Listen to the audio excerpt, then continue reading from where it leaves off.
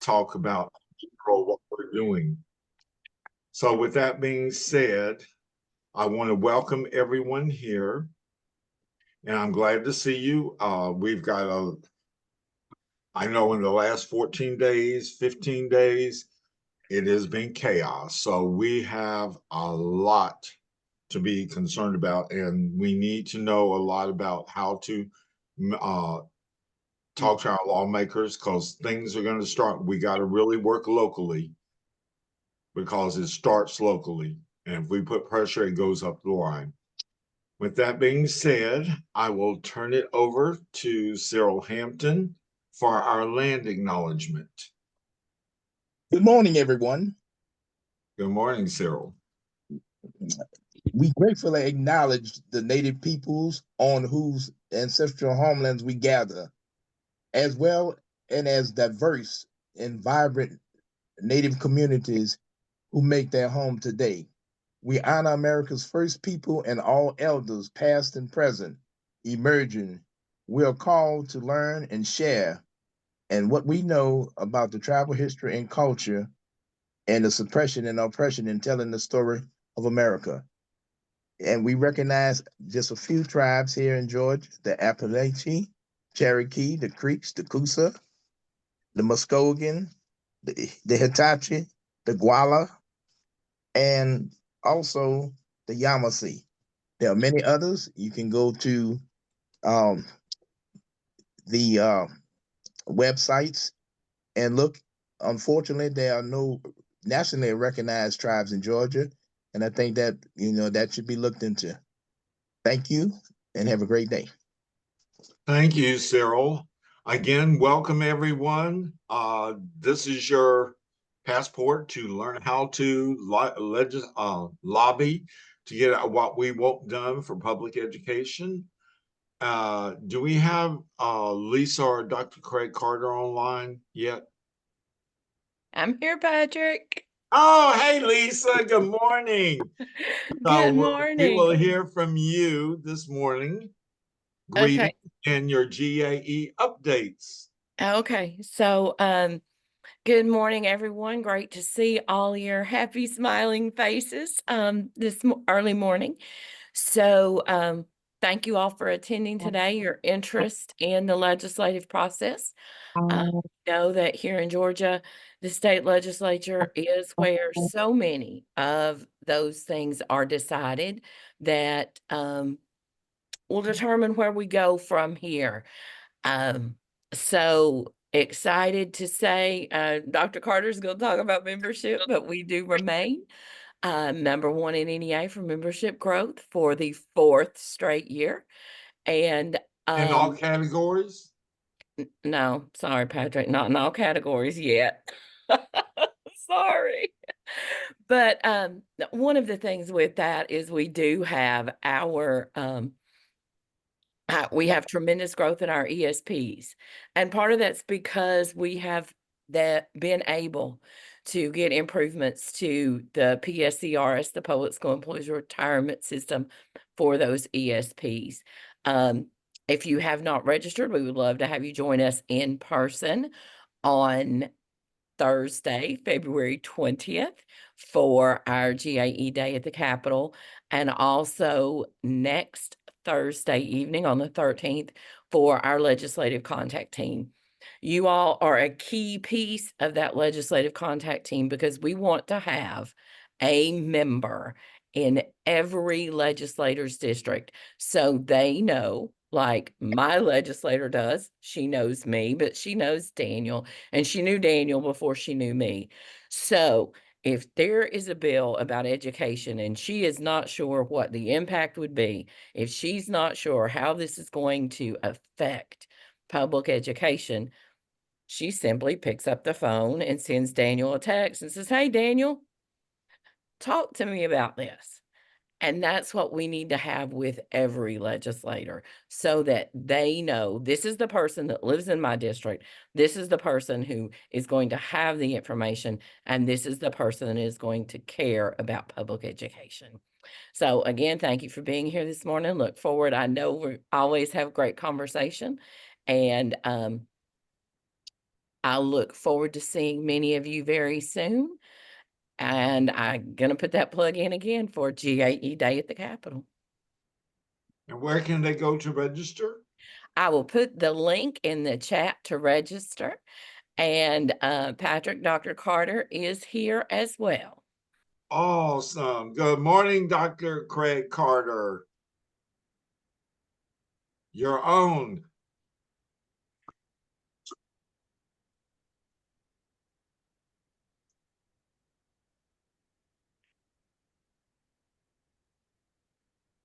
Good morning. Good morning, Craig. How are you? Doing good. How about you? I'm doing well. I know you got good news about membership. We're dying to hear. Okay, good. First of all, it's good to see all of you this morning. Happy New Year. I do have some good news. I spent last week at the NEA Executive Director meeting with all the executive directors, and Kim Anderson, our Executive Director of the NEA, specifically gave a shout out to the Georgia Association of Educators. GAE currently, when we look at our active membership by affiliates, our year-to-year change, we have a growth of 13.8%. We have one of the highest growths in the whole nation, which puts us first in the nation among all state affiliates for membership recruitment. Our year-to-date change since August 31st, 2024 is 13% as well. So we're specifically excited about that good news, and that could not be possible without the hard work of all of our governance leaders, President Morgan, your officers, and most importantly, our staff. Our staff are working extremely hard right now. We're working hard to organize, as you all know, our education support professionals for our day at the Capitol on February the 20th. We've been organizing around the retirement PSER, which is so critically important to them. It's something that Georgia was recognized about from Kim Anderson. And I would say that one thing that we're doing really, really well right now is that our staff are in the work sites. They are in the buildings. They are listening to our members. They are listening to our potential members, and they are looking to see what our members want and what their issues are and organizing around those issues, because that's where our opportunity lies. Certainly wouldn't be possible without our GAE retired. Thank you for all your support that you all give our actives, whether it be helping to recruit for back to school events or NTOs like you all did at the beginning of the school year, or even now our blitzes. We're right in the threshold of our winter blitz campaign, followed by our spring blitz campaign. And as always, I extend an open invitation to you all, our GAE retired. If you would like to help or participate in any of those blitzes, we would love to have you. And thank you, Patrick, for having me on today, and our GAE retired. We're living in a very important time now where we see a lot of attacks on public education. Primarily, we see things happening and occurring at the federal level, but all eyes, I know Lisa, including myself and Joe, have spent a great deal of time tracking everything and communicating with NEA and how that is affecting our members and all of our Georgia school districts. So we will continue to fight like we always have, and continue to protect public education at all costs. Thank you for having me on today, Patrick. Quick question, Craig. Ballpark figure, what is our membership up to? Okay, let me pull it here. That's a good question. Look at Lisa. She probably has it in front of her. Lisa, you got it? Can I just say that our total membership, everybody, Yes. is above the 30,000 mark. I think Sunday we were at 30,324. That is phenomenal. We haven't been this high since I first came to Georgia. So Kudos And to our everyone. ESP membership, Patrick, I just have to give a shout out for that because our staff and our governance have been working extra hard with that. I told you it's one of the largest increases in the whole nation, which is so true, so true. And it's exciting to look here at it. It's up. Our year-to-year change in Georgia is at 25.9%, which is just Ooh, awesome. that is phenomenal. Thank you, Craig. Thank you, Lisa, for being on this morning and all the information you share with us. I'm sure there's a lot more we will be doing. So, again, thank you. Okay, now we will have our GAE legislative priorities. Joe Fleming, our Director of GAE Government Relations. Yes, thank you, Patrick. It's great to be here this morning. And Lisa may want to fill in a couple of things here because she's better on the procedures than I am. But I just put a link in the chat to our current 2025 legislative priorities. The legislative committee will be meeting in advance of the spring RA to hear suggested changes for 2026. And then I believe there will also be a hearing at the RA. And then the Representative Assembly will vote on the 2026 priorities. One thing I kind of want to point out, let me just, we call for a minimum salary, I believe in here, of $50,000. Lisa and I have become aware that South Carolina is considering this session raising their starting pay for teachers to $50,000. We're currently at $43,000, so I think that's one thing that I would suggest that we up our number there. We've got to be competitive with our neighboring states. And while average salary we're doing okay, starting salaries we're behind Mississippi also and some other southern states. So take some time to look over the legislative priorities. Think about the things that you'd like to see GAE make priorities and try to implement through the General Assembly, laws that we need to try to repeal or things that we need to pass. But that's the current state of the 2025 legislative priorities. Lisa, is there anything you want to add to that? Any questions? All right, if it's okay, I'll just go straight into the rest of the things that I've got on the agenda. I appreciate Tony and Patrick for making amendments to the agenda. I've got a meeting this morning with Senator Larry Walker. You may remember Senator Walker was the Senate Republican and sponsor of our PSERS bill last year. PSERS is the state pension plan for our school bus drivers, cafeteria workers, custodians, and maintenance personnel.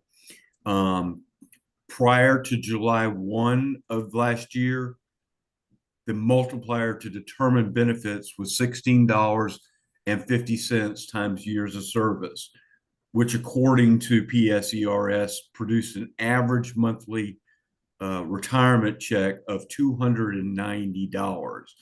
Furthermore, that $16.50 was frozen in law, meaning that these ESPs could never get another increase in their retirement benefits so long as that law was on the books. So we were delighted last year to pass legislation that eliminated that cap, set a new $17 minimum, and in last session we were also able to get the 50-cent increase to go from $16.50 to $17 on the multiplier. We've already had meetings this session about raising that multiplier again. We've talked to the chairman of the House Appropriations Education Subcommittee, whose name is Matt Dubnik, a Republican from Gainesville. He seems supportive. Will Wade, who's the governor's floor leader and vice chairman of the House Appropriations Education Subcommittee, seems receptive too. So we want to bring Senator Walker into this discussion as well to make sure we can continue to get an increase. the cap's gone, but every year we'll have to go back to the appropriators to try to get an increase till we get to something that is at least a dignified retirement benefit. One of the things we learned right off the bat when a hearing on this issue took place 7 days before Christmas in 2022 is that many of our ESPs reported that their school system was not participating in the Social Security system for their benefit. Now, we all know that school districts had the option years ago to opt out of Social Security, and they were able to do so because TRS is a qualified comparable plan, if you will. PSERS is in no way comparable, no way a qualified plan. So our understanding of federal and state law is that in that case, either a local district needs to create their own retirement system for these ESPs or pay into Social Security. ERS, which is the State Employees Retirement System, oversees PSERS. And they did a kind of an informal survey of school districts to see who was and who wasn't participating in Social Security for our ESPs. Their initial report was that 24 school districts are not doing what they should do. And this angered a lot of the senators and a lot of the state senators because they feel like the school districts were cheating these valuable educators out of a decent retirement. So the other thing we'll be discussing with Senator Walker is the status of that work to determine what school districts are participating, what not, and what to do about it. He did call on the State Department of Audits, which is a pretty well-respected agency in state government, to do a more thorough investigation. They did have some non-responses, but we'll see what takes place on the PSERS and Social Security, and hopefully we'll have more details today. Any questions about that issue? One of our other initiatives this year is to try to get some sort of stipend or compensation for student teachers. We have a bill sponsor, a very good sponsor. Last year, Representative Carolyn Hughley was the sponsor. She has since been elected the Democrat leader of the House. So with her new responsibility, she's handed this task off to Phil Lallier from Cobb County. I think he's from Cobb. Who is a really terrific legislator. Skylar Nunley and I met with him yesterday. We expect a bill to be introduced possibly late this week or early next week to provide some sort of compensation for student teachers. You guys all know they're in the classroom full time. It's practically indentured servitude without any compensation. They're enrolled in classes full time. And some of them try to have another job to help pay to help make ends meet. It really is a financial hardship. And we have a situation here where these people have demonstrated they want to become educators, but some are dropping out because either the starting salary is not competitive with other industries. Hey, I can go sell medical equipment for twice as much money. Or they can't, they and their family cannot afford the current arrangement where they're not getting any pay. Some colleges of education actually, by contract, prohibit their students from having another job. So it's a legitimate hardship, but we also think it's a great way to address the teacher shortage in Georgia. As more and more older educators retire, it doesn't appear to me that we're attracting enough new talent into the field.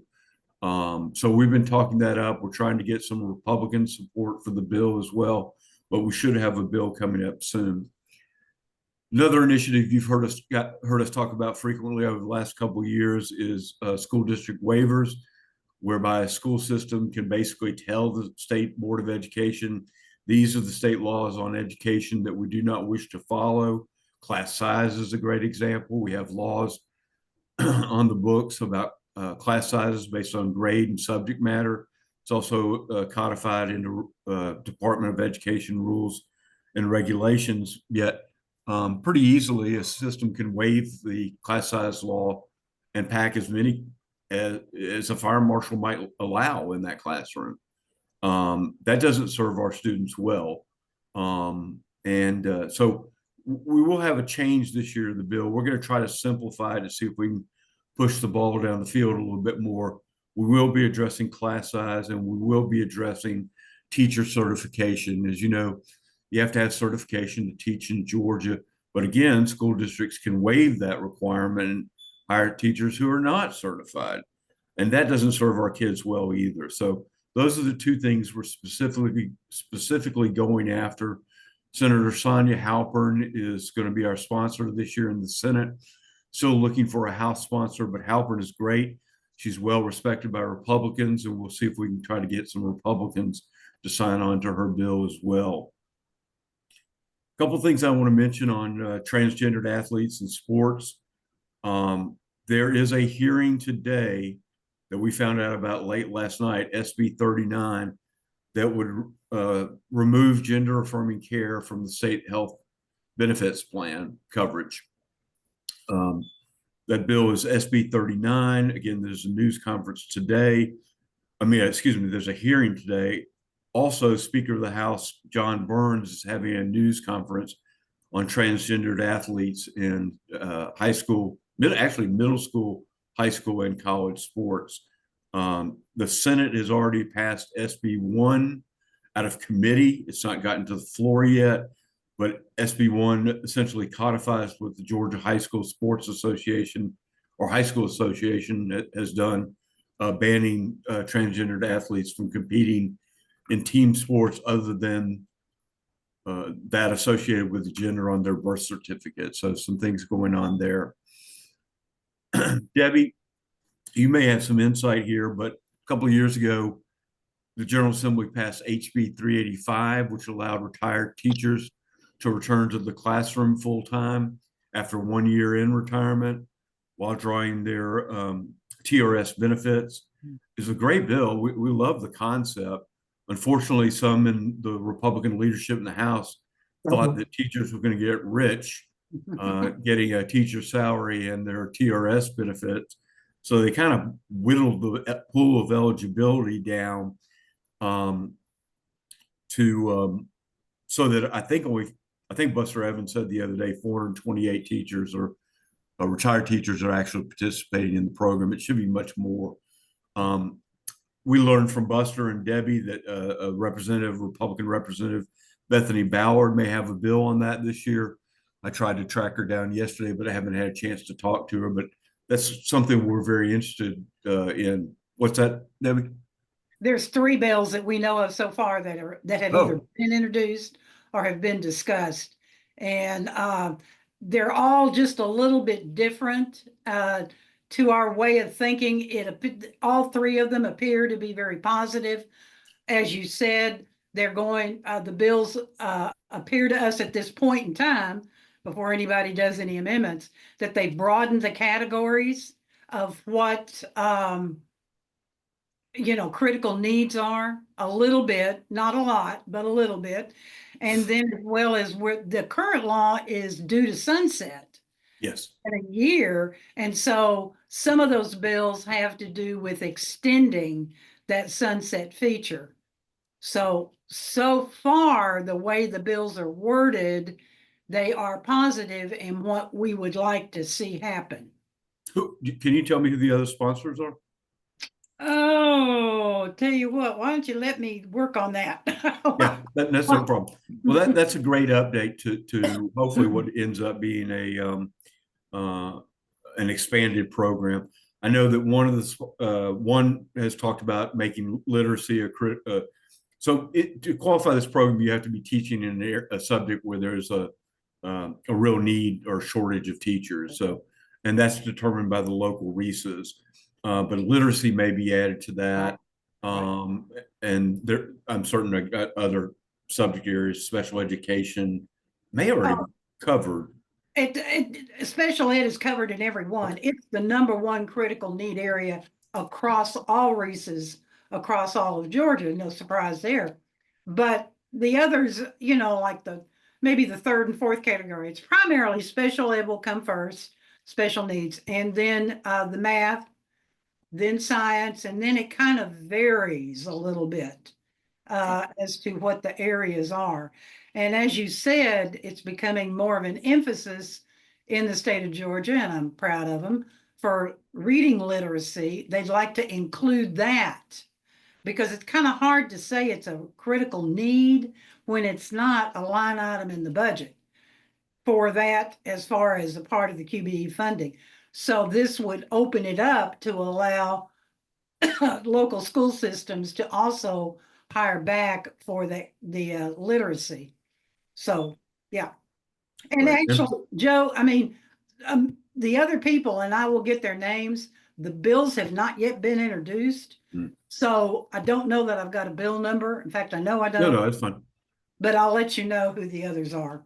I appreciate it. There may be those on this call who don't know who Debbie Simons is. Debbie is a former GAE president, and she's also chairwoman of the Teachers Retirement System. So she's a great asset to GAE and to TRS. So if you don't know Debbie, you at least have an introduction now. Lastly, someone asked Patrick, or someone asked Tony, I'm not sure, about what's going on the federal level. And Lisa, again, you may have more insight than I do, but there's a lot of bad things happening in DC right now. Trump has proposed eliminating the Department of Education altogether. I don't know if this executive order has gone out, but he said it would happen to promote vouchers around the country, to freeze federal grants, which would apply to some education programs like Title I, apparently. You're aware probably of the immigration raids and some of the strife that's creating with families and the students that are in our schools, and the elimination of diversity, equity, and inclusion positions and policies. So there's a lot going on there. I know NEA's probably been overwhelmed with the furious pace that President Trump's been attacking things, but there's some real problems happening in Washington right now. Lisa?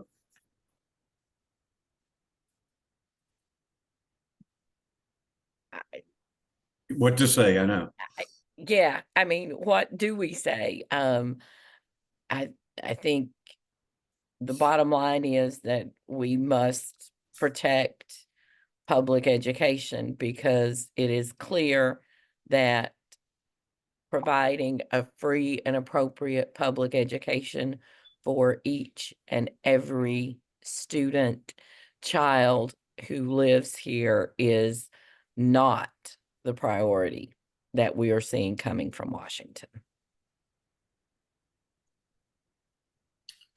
And Patrick, Tony, if there are any questions about what's going on in Atlanta, I'm happy to try to answer those, but I appreciate the chance to talk to y'all. Yeah, Joe, I have a couple of questions for you. First of all, when it comes to pre-service teacher education, one of the things that seems to be happening under the radar is that a lot of colleges and universities are eliminating some of their programs. I know that the last thing I heard about the University of Georgia is that they were going to eliminate middle schools generalists from their offerings, and not generalists, but middle schools something from their offerings. And I'm concerned that this is happening under the radar, and before we know it, there may be only a handful of colleges in Georgia that offer pre-service teacher education. And the other thing I'm concerned about is who's keeping an eye on what's happening with educating students who are in the juvenile justice system, who are in facilities and who are supposed to be receiving their schooling. You know, are they using certified teachers? Are they meeting the standards? Are they putting the effort into making sure these children are being educated appropriately and to graduation standard? And not just those students who are incarcerated, but also those students who are in school suspension. You know, who's monitoring what's happening with those students. So those are a few things that I'd like you to talk about if you can. Lisa's 10 times, 100 times more qualified to speak on that than I am. Tony, I think the issue, I'll start with our students who are in the youth development centers.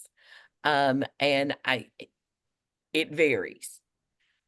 We actually have members who teach in the long-term YDCs, which are where young people can be committed up to 2 years to those long-term facilities. And we do actually have members who are certified teachers who teach there. The problem that I see that happens is that when a young person first becomes involved with the system, they typically are housed at the regional youth development center. And that is supposed to be short term, less than 30 days. And so all too often what happens is in those facilities, they have an educational plan for the child, but it does not meet their needs because they're only supposed to be there less than 30 days, but that typically isn't what happens. That they are at those regional facilities so very much longer.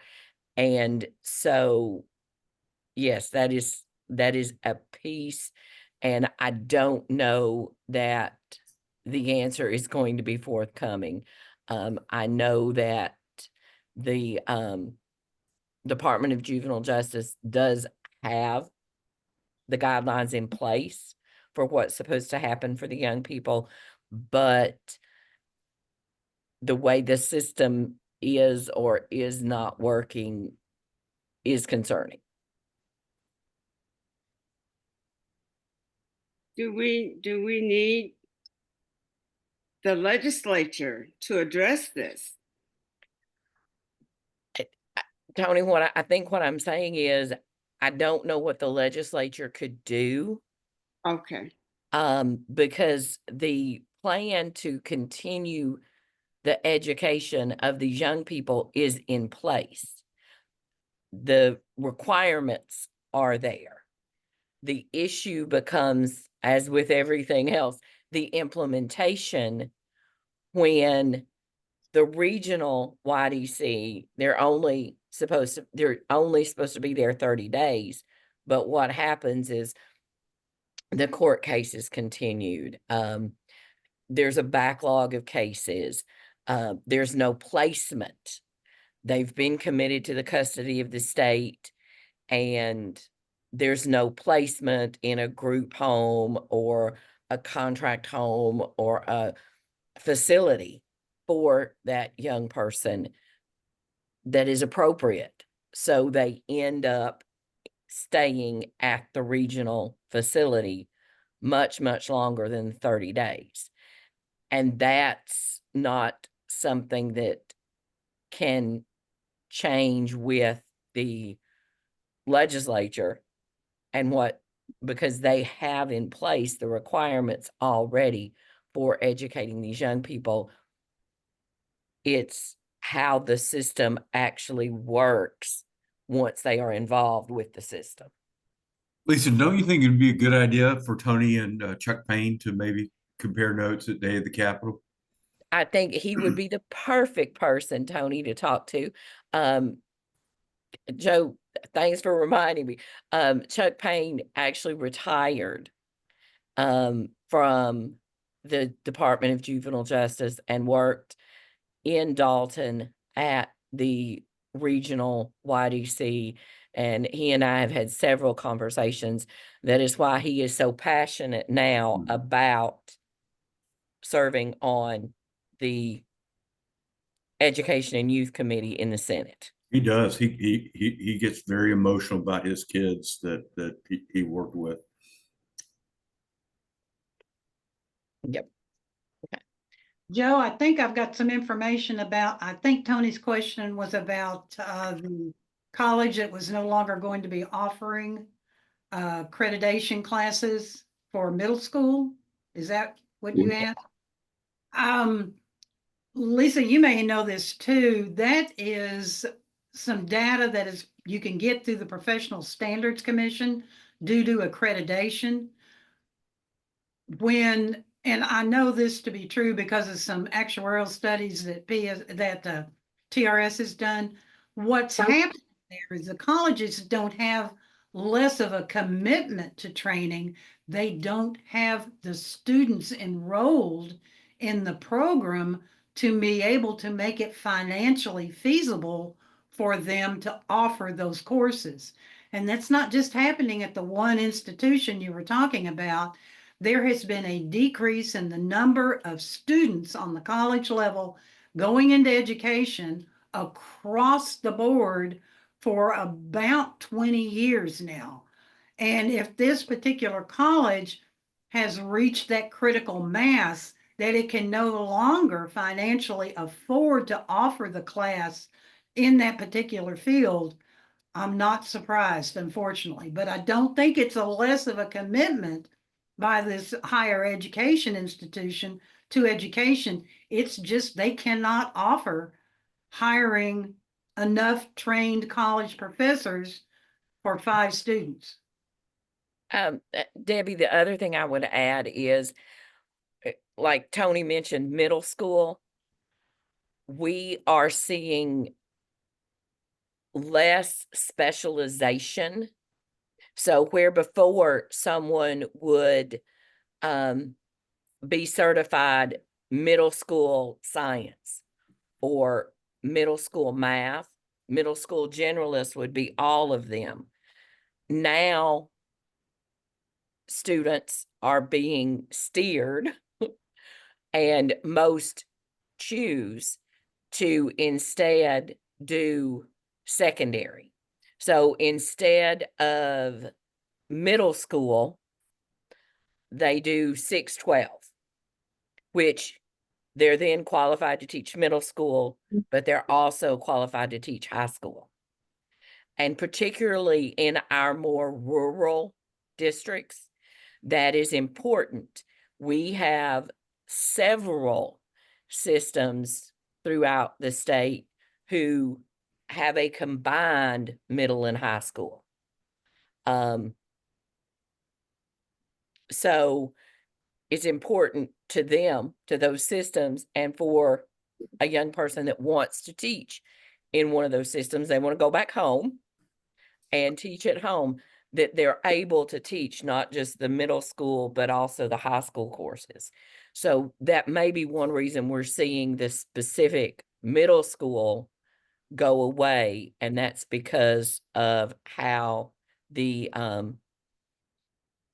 certificates are being issued differently. I know I have early childhood, which is pre-K to 5. Previously, there was an elementary education certificate that was pre-K to 7, and that certificate, no one's getting it anymore, because if you want to teach elementary, you do early childhood.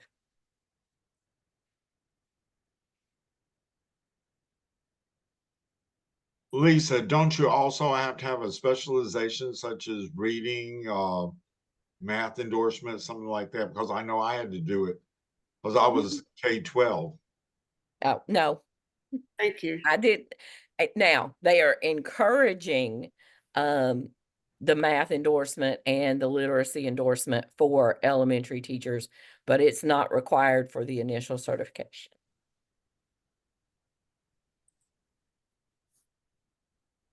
Patrick, I saw Linda's hand up. Yes, Linda.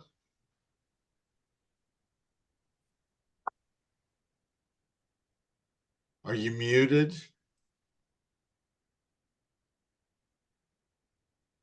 Okay, no, I don't know. This whole DEI thing is really rattling my psyche because we know that it extends far beyond the employment.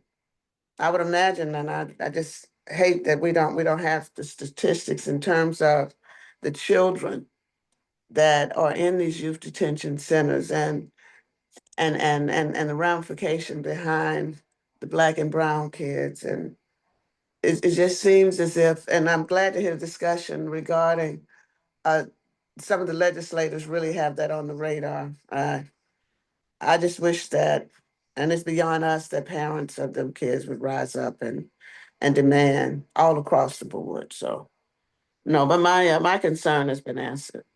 Thank you. Thank you, Linda. Well, thank you, everyone. Thank you, Patrick. Thank you, Tony, and members. I always enjoy talking to you guys. I'll put my email address in the chat. If you ever have any questions or anything we can do for you, just let me know. I have Okay, a quick before you go- question. Sorry. I have a Yes. quick question. Yes, Ms. Wilkerson. My question is the DEI, is that gonna affect the ESOL teachers programs? The speakers of other languages, ESOL, is that being affected? Think so. But It should not impact their programs, but where we are seeing the impact, and we are already seeing this, I know the ICE coming into the schools, because I'm a yeah. retired ESOL teacher, and my daughter's it's from a high population of Hispanics in her school. So I Yes. was wondering, would the teachers be affected too? Would they take away that ESOL help, that language helps?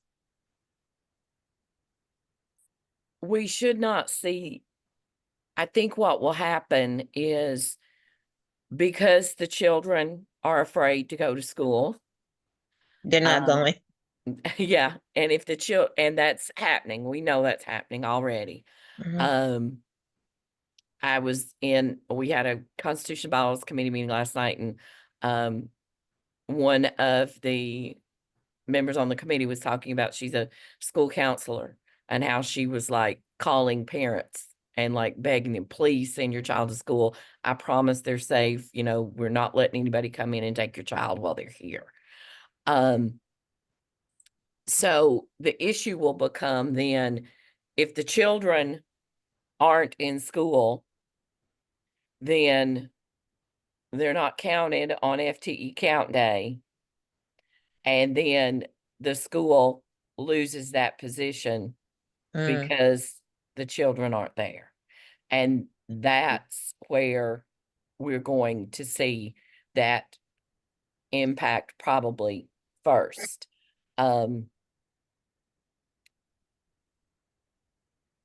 Okay. I think I've said this a couple of times. It seems that fear and intimidation is the point. And if they can if they can separate communities and have communities fearing each other, then we won't help each other get through this. And I think that is part of the point as well. Thank you, Lisa. Joe, did you want to say anything about our upcoming, There's a hand raised, Patrick. sorry. Yes, you may go. This is Renee. Mine ties into Lisa as a retired educator, but I still certified school social worker and retired. My concern is the fear and the intimidation. And now I'm semi-retired, working in technical college, where that fear and intimidation for parents of children and fear that are going to public school, and fearing that their parents may be picked up or be intimidated with the schools, with them not being in protective zones, schools, churches, hospitals anymore. And how do we come together to advocate? I know that they're advocating for, more safety in schools, but I'm very concerned about these students and their families. How do we do that? How do we better reach out. Lisa.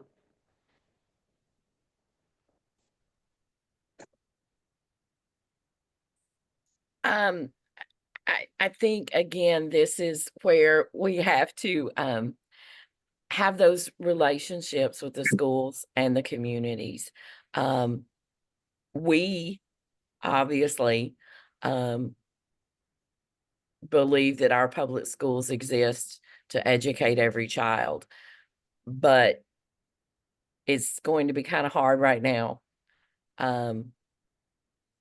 for those parents. And I think we all understand their concerns. And until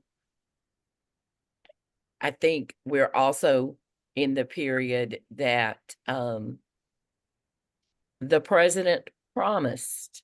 He said on multiple occasions, there needs to be just one bad day. And I think we're in that period where I describe it as everything with the kitchen sink being thrown out to see what will land and what will stick. And I think as long as we are pushing back against this, that you can't maintain this intensity. And I think that's key to know that there must be some time to calm things down and to allow those in our communities that need help to reach out. And I don't think that's going to happen right now. And I don't think any of us would expect that right now. We are definitely in the phase where the fear and the intimidation is the key. And you can help someone overcome a fear when it is irrational, but this fear is very rational. And so I think we have to be prepared to assist our students and their families because they are experiencing trauma. And we have to be prepared and understand that this is going to cause more need for counselors, social workers, etc. in our schools, because we are going to have to be ready to help our students when they are able to return. And then that ties into the finances for Right. as the federal the grants and the hopes and him talking about taxation and all that. It's really a lot when that may be a source of supporting them getting their education, looking at if I want to go into being a teacher or the field. Yes. Lisa, Thank you.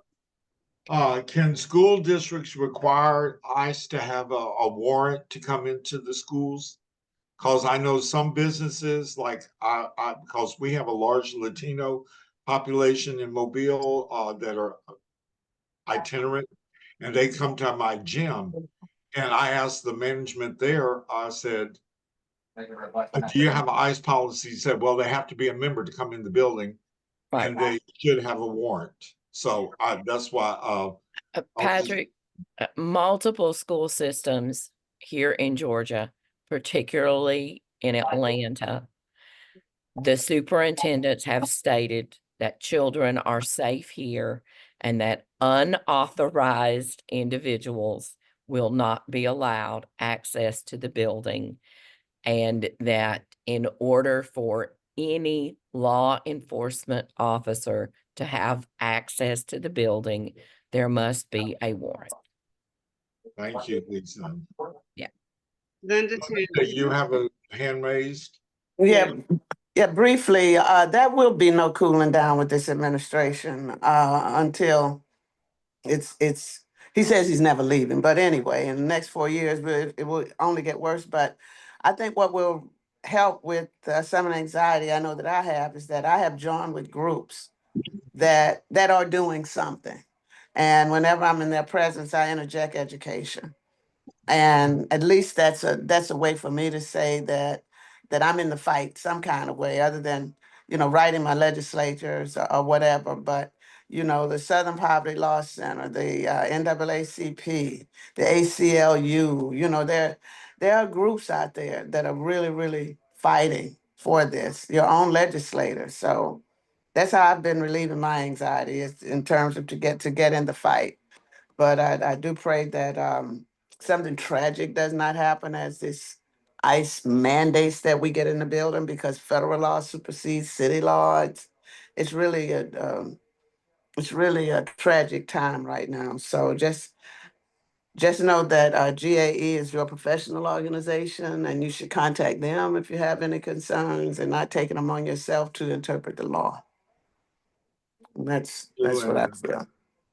Very good points. Thank you. Rita Porter. Joe, Rita sorry. Porter has her hand raised, Patrick. Okay, Rita, I'm sorry. So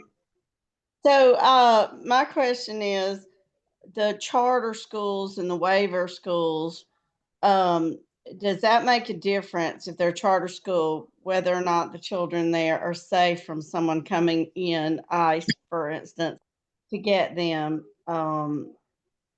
You know, do I need to just check the board policy at Cartersville, for instance, where I live, to see if there's something in place to protect those kids? Rita, yes, it will, because where, for example, the DeKalb County superintendent can say, this is what's happening in our DeKalb County schools. That does not cover a charter school authorized by DeKalb County, because they have separate governance. They're supposed to have a separate board. So yes, that will change. The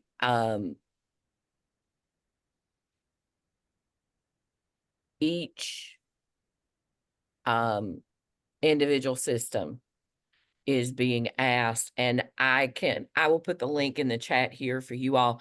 We have shared in all our district meetings the NEA guidance on immigration, and it has sample school board resolutions that you could ask your school board to adopt as a policy concerning what will be allowed in those schools. So I will put the link to that. We have shared it in all the district meetings with our active members and local leaders, so that you can see the information that is being provided from NEA. Obviously, they are taking the lead on this because it is a national issue. Thank you, Lisa. Well, I'm the local president, so I just wanted to, you know, make sure I was doing what I need to do. So, Patrick, we have one more hand up, and this would need to be the last one before. Yes, ma'am, I agree. Hi, Ms. Morgan. Yes. I went to the GAE meeting over at the GAE office Saturday morning. And is this what you're talking about? There's a NEA Ed Justice, and it's talking about a safe zone resolution for schools for immigration. And it's the assessed education, student privacy, and immigration enforcement. They gave us a whole list of stuff. It's by the NEA. I'm not sure. I haven't seen it printed out. Yeah, it's about, no, I'm talking about we are immigrants, and it has like this Ed Justice from the NEA, and it's talking about that at the meeting we had Saturday, because they were talking about Duval County in Jacksonville, Florida. You don't have to have a warrant to go into their schools. They're letting people go in. So they gave everybody this at the meeting we had Saturday from GAE, and it was on them because we were talking about immigration. Yeah, So, I haven't seen helpful. it. I haven't seen it printed. Mhm. And I'm putting the link to the resource library. It does have where you can download and print it. I just haven't seen it downloaded and printed yet. I've gone to the website every time and been referring everybody to the website. Yeah, it just tells what might happen if we have a mass raid. A whole lot of stuff about ICE and what you should do, what schools should do. Okay. Can you put it in the chat, please? Yes, I just put the link in the chat. Thank you, Lisa. Before we go on, Joe, is there anything else you would like to say about the GAE Day at the Capitol? GAE Day at the Capitol is Thursday, February the 20th. We'll open the doors about 7 o'clock, coffee, maybe Danishes, and the program start at 8 a.m. sharp. I know Lisa's really proud of this, and I am too. We have exponentially increased attendance every year, I think in the last 5 years at least. And we're almost at the point where we're at capacity with the room that we have available. But it's a hugely important event to show our numbers and our strength and to lobby legislators directly on some of these issues that we're talking about right now. So I hope you can make plans to be there. There was a link in the chat earlier, and I will repost it.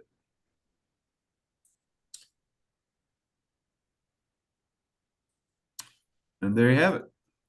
Thank you, Joe. You are indispensable because we got some work ahead of us. Thank you. I appreciate that. Thank y'all. Y'all have a great day. Okay. Thank you. Okay, understanding TRS, Lisa Underwood, take over. Okay, good morning, everyone. It's nice to see so many faces in this meeting. Okay, I am the TRS monitor with GAE Retired. The TRS Board of Directors meets every other month, and I attend those meetings virtually. They happen at 10:30 on a Wednesday morning, and they usually last about an hour to an hour and a half. The meetings are very informative. After the meeting is over, I compile a report of everything that was discussed and share it. It's in our No magazine, it's in our Retired in the Loop electronic newsletter and various other places. But it's a great, I really do enjoy monitoring these meetings. And every single time we have a meeting, I just learn a lot more. One of the things I did learn in one of the first meetings I went to at the TRS board is that only about half of our active members have a MyTRS login. Our retirees have it because our retirees, when they're retiring, they go to MyTRS, they log in and do all kinds of things that they need to do to prepare to retire and then to monitor things after we retire. But our active members, only about half of them have a MyTRS login. And it's important they look at that. Even if they're pretty early in their career, there's a lot of great information at TRS that applies to educators in any sort of position and at any level. So that when you go back to your members, remind them to create their MyTRS login. It only takes a few minutes. Okay, next slide.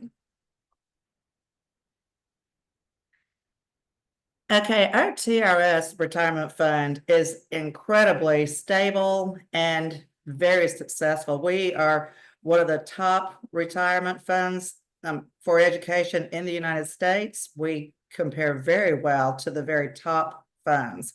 As of December 2024, the TRS fund had over $110 billion in assets.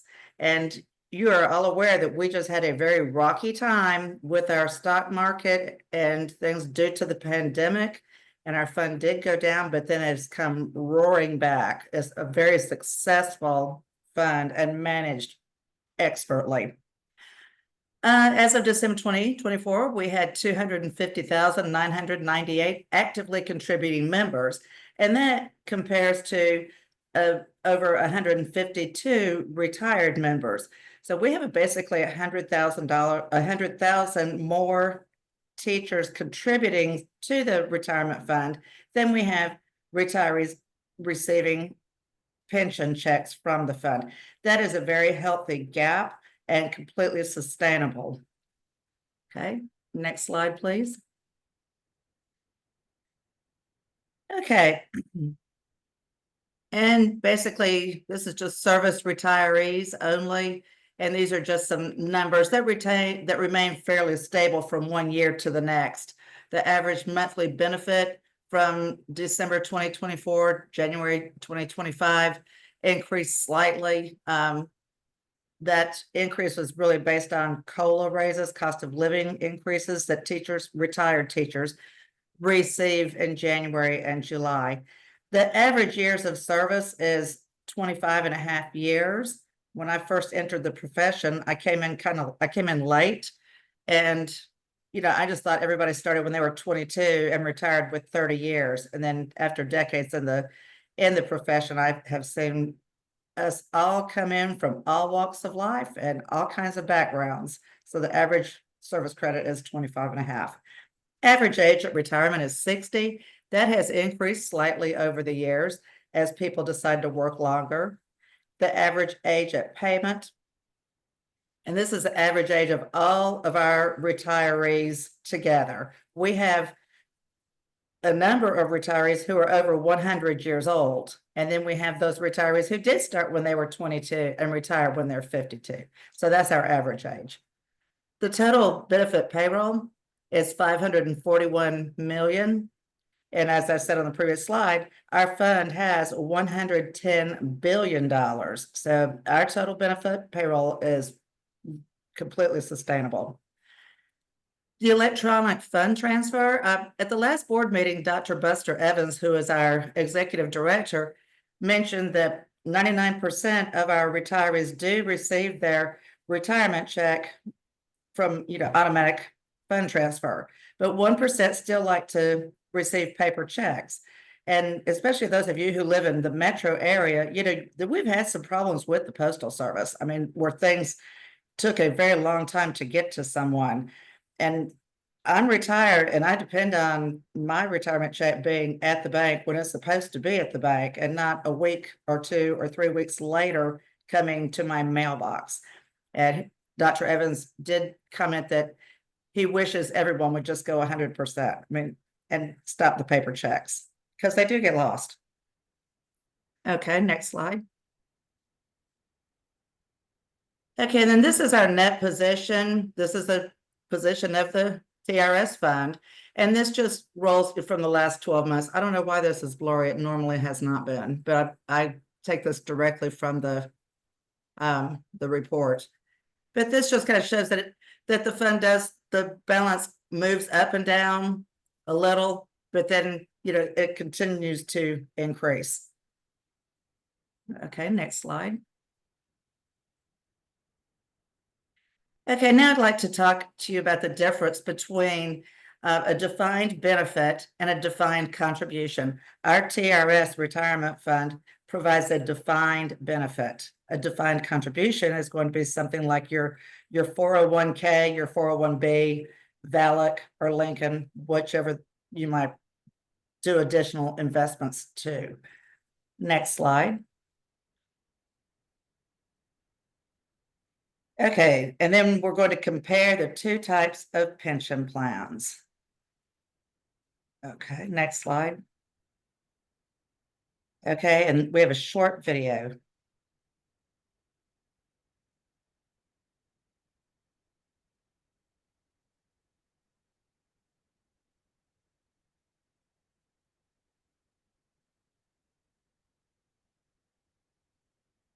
Got it to play the last time, but we might not get it to play this time, so we might move on.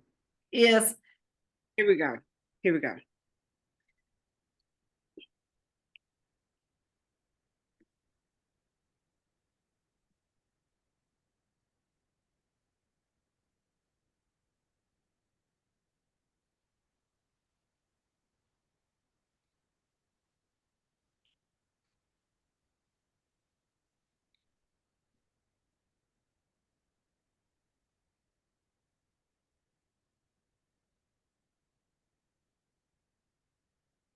And the video is less than 1.5 minutes. An employer maintains a fund on behalf of its employees for their retirement.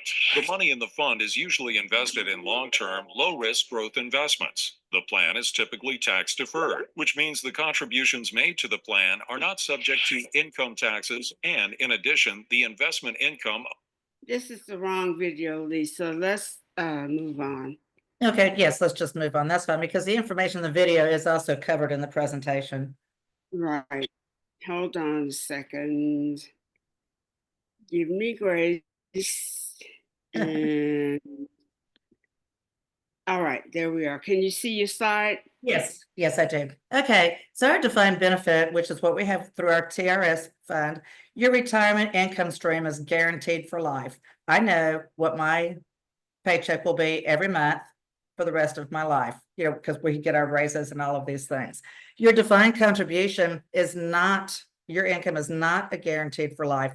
Those of you who may have had a 401k or a 401b since 2020, you've probably seen the amount of money in that account go up and down pretty drastically at times. I mean, you know, it's really been, you know, up and down. So if you were trying to live off of interest from a 401k or a 401b, your income was not guaranteed, because if your fund took a big hit, your paycheck would go down. So our TRS fund is guaranteed for life. Next slide. Okay, the defined benefit. Okay, on your check stub, when you are paid, you have a place that says TRS, and it's a few $100s, and that is deducted from your paycheck by your employer, and your employer sends that money to TRS along with the amount the employer also contributes, your school system. With the defined contribution, that's where you go sit down with your guy from VALIC and you make an appointment with him. You meet with him, you talk to your investment person about how you want your money invested, what you want to do with it. You decide how much you want to put in, $50 a month, $500 a month, it is up to you. So all of your defined contribution is solely your responsibility. Okay, next slide.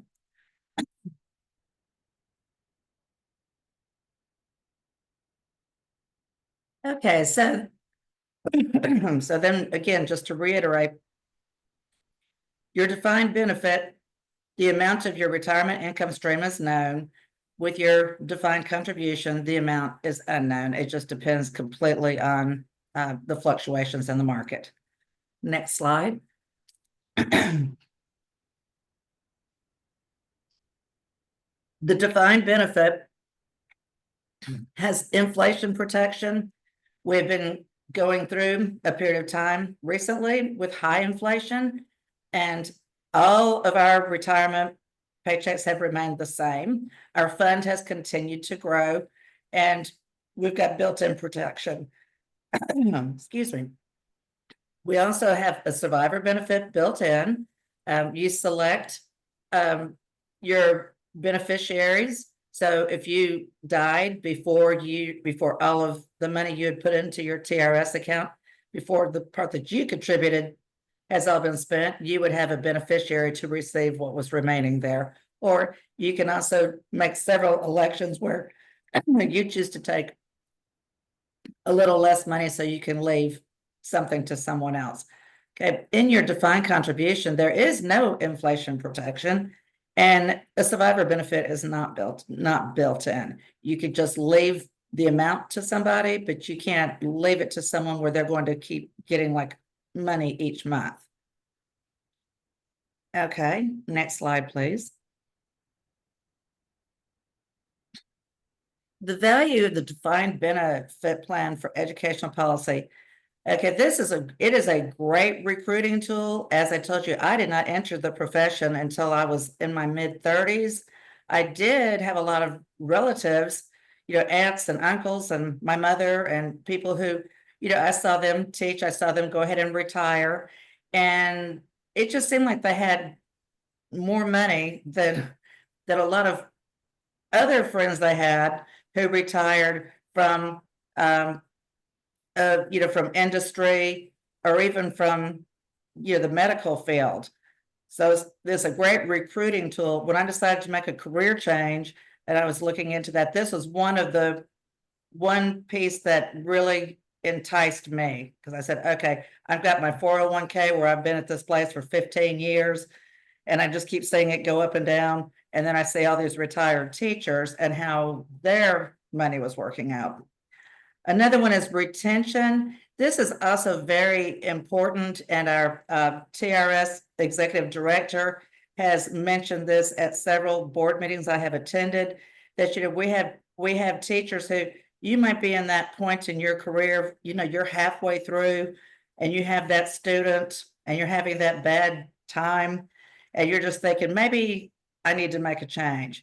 If you will log into My TRS and look at your future retirement, what your monthly paychecks will be after you retire, that might give you enough to just keep you going, because when you have the bad year, the next year is usually a better year. So the retention piece is very important and helps people really just hang in there.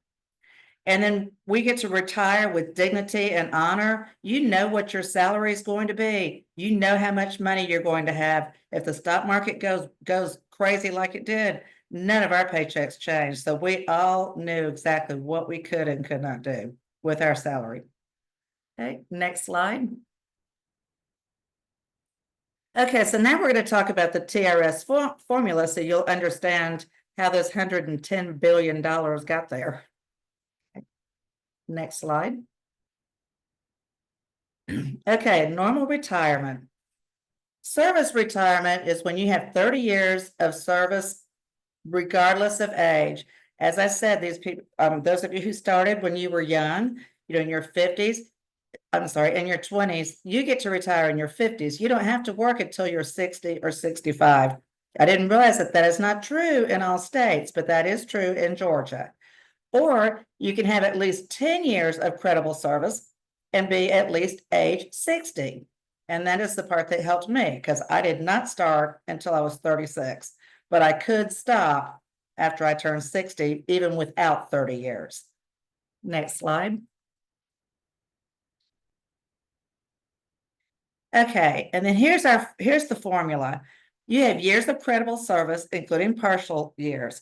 The multiplier is 2%. And then they take the highest average salary to provide your maximum benefit. The last 2 years of your career may not be your highest salary. We have some people who work in administration and then they later go back to the classroom and they, don't make that administrator salary anymore. So they look at your highest average salary for your maximum benefit. Okay, next slide. Okay, for example, if you work 30 years and then 30 years times 2% of what you made each year, and your highest couple of years was $50,000 a year, okay, then that would equal about $30,000 per year for retirement, or about $2,500 per month. I will also remind you that when you do retire, you're going to stop paying your TRS, so that gives your paycheck a bump. You're going to stop if you contribute to Social Security, you'll stop that. So you're going to keep some of your paycheck more than you keep when you're working.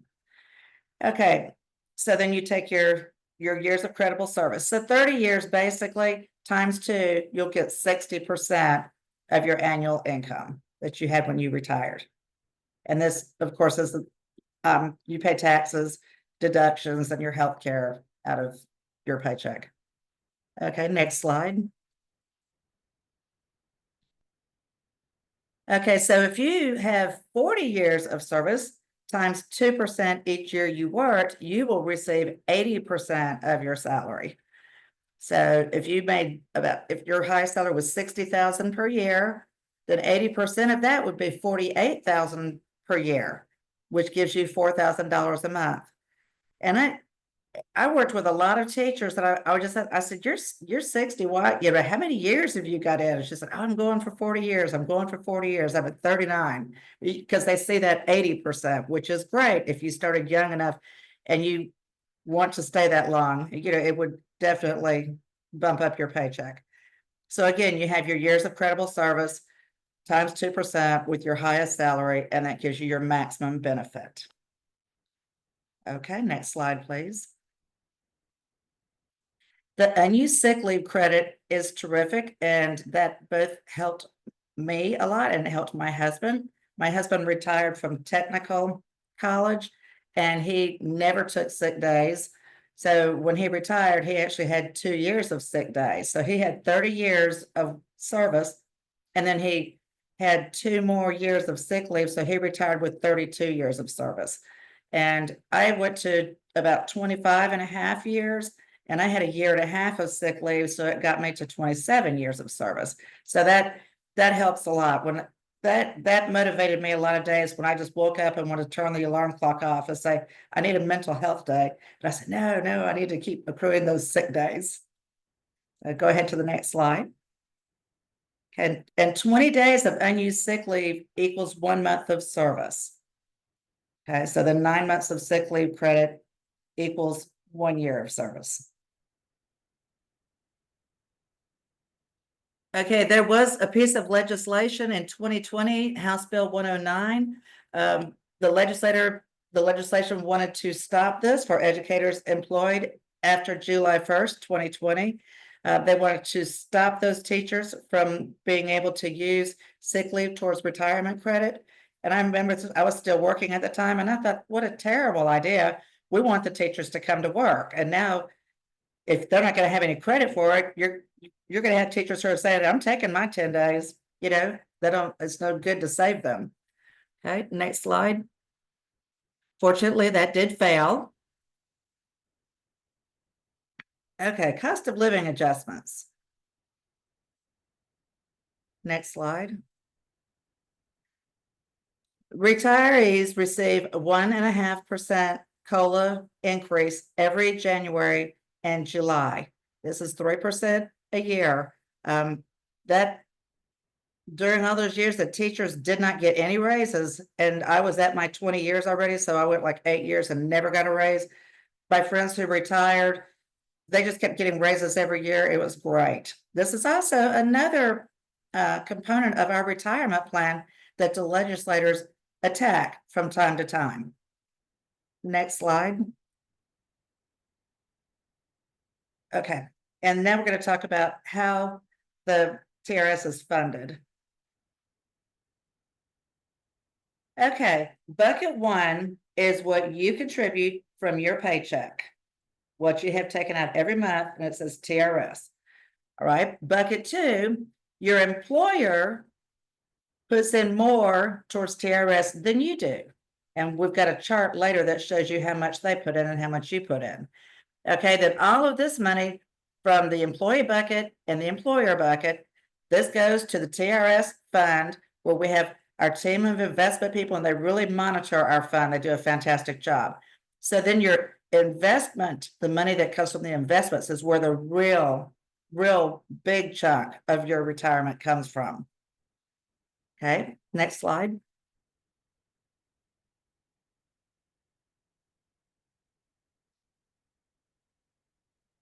Okay, and this is just an example. Okay, so the investment income accounts for the majority of your pension. And this is just an example of a person who retired June 1st, 2010 at age 59. That teacher, over the decades they worked, invested approximately $46,000. Okay, the employer matched that with 92,000, almost 93,000. So then that goes into the investment fund, and the investment fund, after this many years of service, ended up being $231,000. So this person, after being retired for 18 years, had received $370,000 plus. The employee only contributed $46,000. The school district only contributed $92,000. But in 8 years, the retired educator received $370,000. So that's where you see that investment income from that TRS fund, the money that comes from there, that is where the majority of your pension will come from.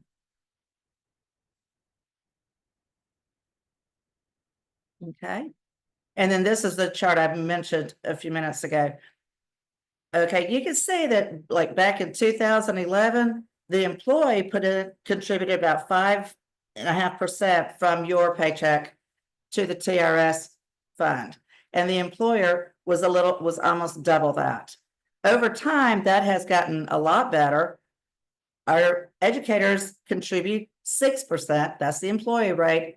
But then you can see that now what the employer, your school district contributes, has been up around 20%, which is great for you.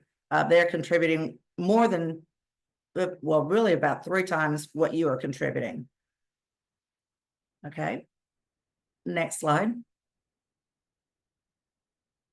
Okay, we have had legislation over years that the legislators want to take away that COLA that we get, that 1.5% raise that we get every January and every July. In 2020, there was legislation to change the wording. Instead of will receive 1.5% COLA every January and July, change it to may receive 3% or less COLA awarded annually. I was still in the school building when this was going on. I knew about it, and I did pop off a few emails to some legislators, but our retirees, this is where our retirees really come in for our active members. Our retirees, they called, they made so many phone calls, they wrote letters, they sent emails. You know, they just bury the legislators until they're just like, okay, stop, we'll drop it.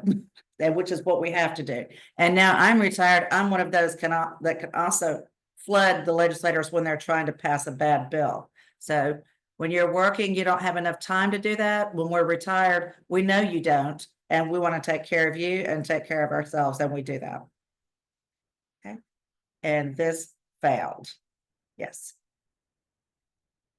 These are just some examples of pension reforms that have been attempted and failed.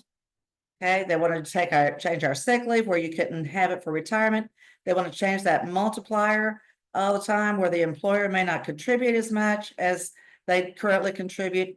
And I can't remember which state it was, but it doesn't matter how many years the teacher has been has worked, they can't retire till they're 65 years old. If you started when you're 22, whoo, I just can't see that. Okay, then salary calculations, highest average salary. There's just many things that different legislators have come up with to make changes to our pension plan. The hybrid plan, they wanted to have the new teachers coming in, do 401k, and have so they couldn't join the TRS system. There are some states that have done that with disastrous results 20 years down the road, where you've got more people taking out of the fund than you have putting in the fund, because for 20 years, the new teachers didn't begin contributing to the fund. They did something else.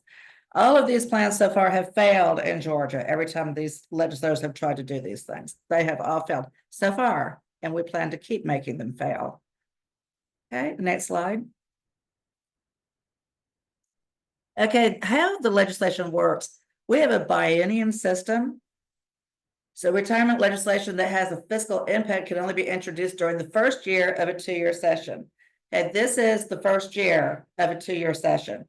So there could be legislation introduced this year that has a fiscal impact. It could not be acted on until next year.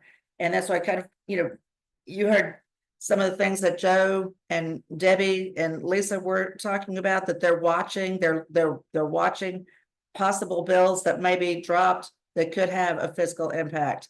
So, we stay on this. Okay, next slide.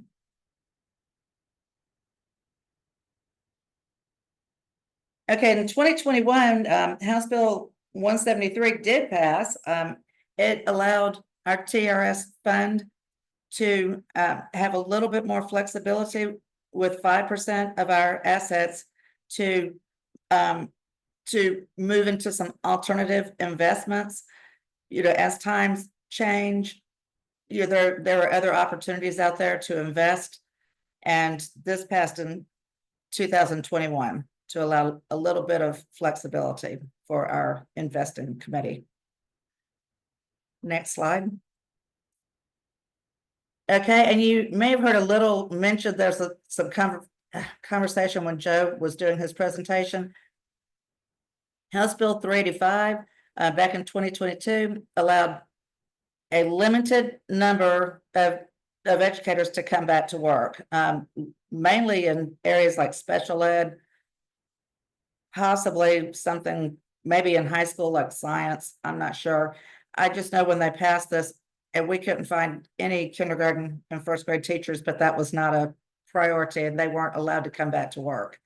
So this is going to sunset, and that's why it is expected that there will be some legislation in some capacity to act on this, to extend it, maybe even expand it and allow some other educators to come back.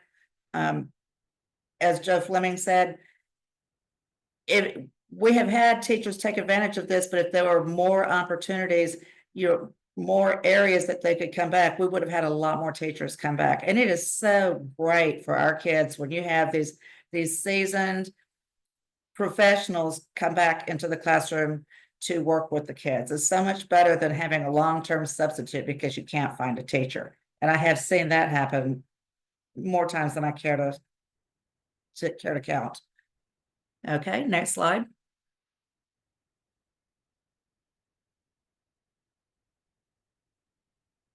Okay, and that is the conclusion of my presentation. Okay, does anyone have any questions? Lisa, you do an outstanding job on keeping us informed. You're becoming the second guru on retirement in the state. Oh my.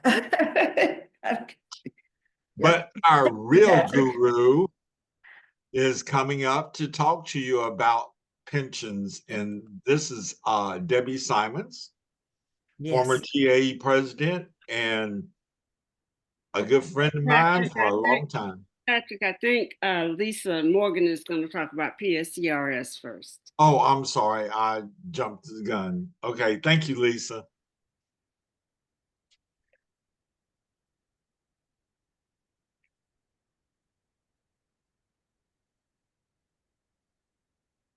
Okay.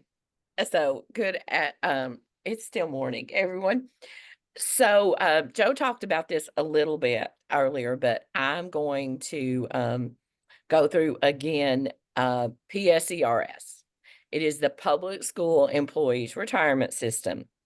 And if you, like me, are a classroom teacher, you may not have been or known that there are educators in our school system who are not in TRS with us. PSERS is, if you look, it says supplemental retirement benefit. So this was created intending that the employees in PSERS would have another job, and that being a bus driver, being a cafeteria worker, being a custodian, being working with school maintenance, this was created when these were considered part-time jobs, and that this was not going to be the retirement for those employees. The reality is that today, if you think about your cafeteria workers that are there 5 o'clock in the morning until 2 o'clock, if you think about the bus drivers that are up before the sun and sometimes getting home after dark, it is a full-time position. Your school custodians, it is a full-time position. Yet the retirement is still based on the fact that it was created as a supplemental plan. So I'm going to repeat those groups of employees. These are the employees that are in PSERS: bus drivers, cafeteria workers, custodians, and maintenance personnel, who are not supervisors. So the cafeteria manager is in TRS, but the other cafeteria workers are not. So It is a defined benefit. It is a lifetime monthly benefit. The multiplier is in state law. The minimum is now in state law times the year of service is the maximum benefit. So as Joe said, we got that benefit multiplier last year increased from $16.50 to $17. And we got 50 cents the year before. So in the past 2 years, it has increased from $16 to $17. So the maximum benefit right now that someone would get if they retired next month after 30 years of service is $510. The reality is that the average benefit, and this is as of June 30th, 2023, that's the most recent information we have available. The actual average benefit for retirees in this system is $294. So you think about, could you retire on $294? I know I couldn't. There are some differences with PSERS, where in TRS, we can retire at age 60 with no penalty. The age for retirement in PSERS is actually 65. So you cannot retire in this system until you are 65. They can retire at age 60 with a reduced benefit, which would be very, very hard since the benefit's so small. And they are vested after 10 years of service. Also in this system, to retire with disability, they have to have 15 years of creditable service. So the PSERS is one of those things we are going to continue working on. I'm going to stop sharing that and give you some numbers about PSERS. There are currently 17,720 retirees who are drawing the PSERS benefit. Of those, the average age of those retirees is 75.6. So they are 75 years old. The average age of active members, and there are 32,509 active members. The average age of active members in PSERS is 53.9, and the average service is 8.9 years. So if I look at that, and I'm thinking about the average age of right now is basically 54, they're 11 years away from the 65 retiring. So the average person who would retire at 65 in PSERS is going to have 20 years of service, which means their 20 years of service is going to be $340, is where we are right now. So yes, this is one of our priorities to continue working to improve this system. And it is something that Dr. Carter keeps talking about, how our ESP membership has increased. And one reason that membership has increased and continues to increase is because our potential members who are ESPs see that value immediately when we start talking about, here's our one-page information about the PSERS, and here's where we are working to improve that for our members. So if anybody has any questions, Lisa, yes, ma'am.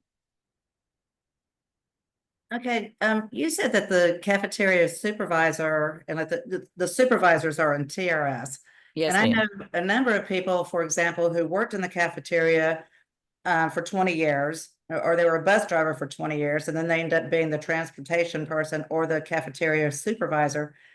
Okay, so then they only have TRS for however many years they're the supervisor, or do they somehow convert their 20 years? Okay, they are eligible to convert that 20 years, but as Debbie, I'm sure will tell us, and as you can think, they cannot afford to convert those years. So what happens is they have their years where they were under PSERS and they draw that small benefit, and then they work at least 10 years or however long they can under TRS to get that benefit. In fact, when we were talking about this and when they first started having hearings, Dr. Kim Morgan is the superintendent in, I think, Brantley, one of the more rural districts. And she talked about they had an employee in their school system who had worked 9 years under PSERS, then got another job in the school system under TRS and worked 8 years. So this person had worked 17 years under both, and then unfortunately became disabled, but did not have the 15 years required under PSERS for a benefit and wasn't vested yet in TRS for a benefit. So having these two systems is an issue, and it's going to be a long process to fix that, because as I said, they're eligible to convert those years in PSERS, but they can't afford to do that. Yeah, I personally know the cafeteria manager at my current school. She's a member. She worked in the cafeteria. She has all those years in PSERS. She cannot, think about, these are our cafeteria workers, our bus drivers. We all know they are the lowest paid employees in our buildings. Yes, ma'am. Does this system also include the parapros? No, ma'am. What did they do for retirement? Are they under They are something? in TRS. Our paraprofessionals, our school secretaries, the other employees that I didn't specifically mention are in TRS with us as teachers. Okay, and I was wondering because we had a library aide she was going to retire and at the end of 1 year, but then she didn't because she said she needed to work until December the next year to get her full benefits. Right. Because she was saying something that she wasn't like me, that she wasn't under the same thing as me. So I was wondering.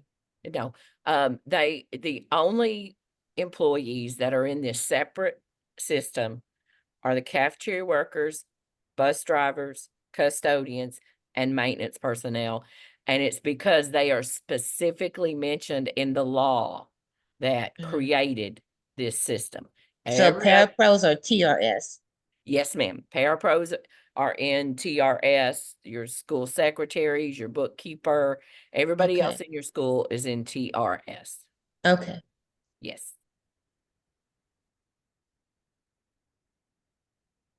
Okay, thank you, Lisa. You're full of information as usual. Thank you.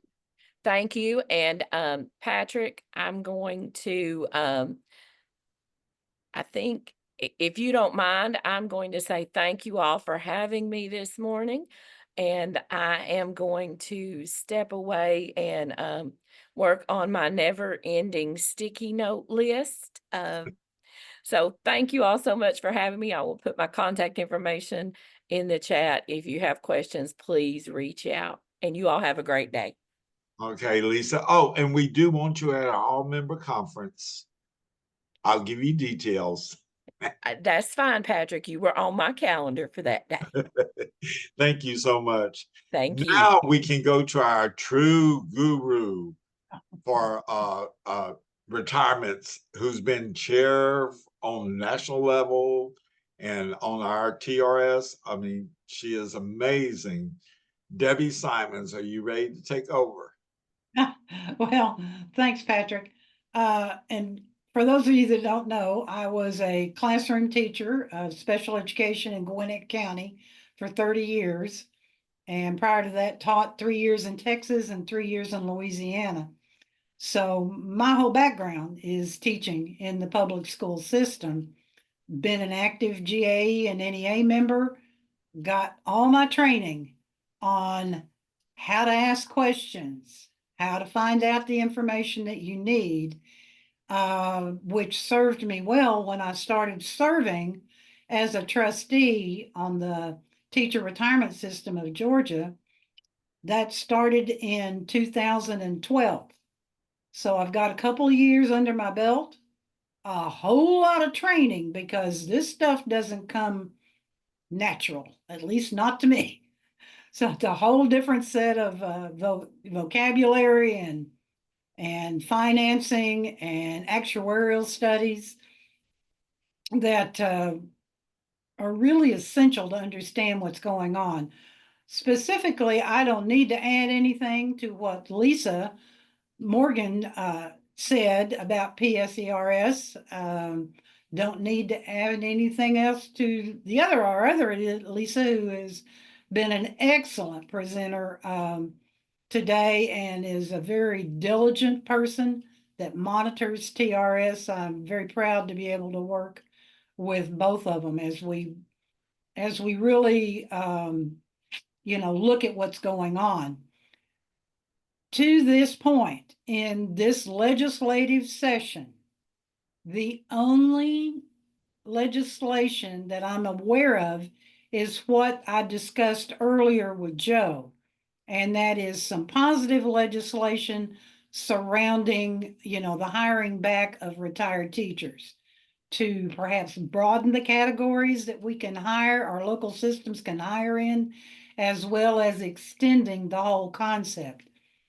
Don't know what's going to happen once these bills hit, into committees and into the amendment process, but those are the ones that we know of.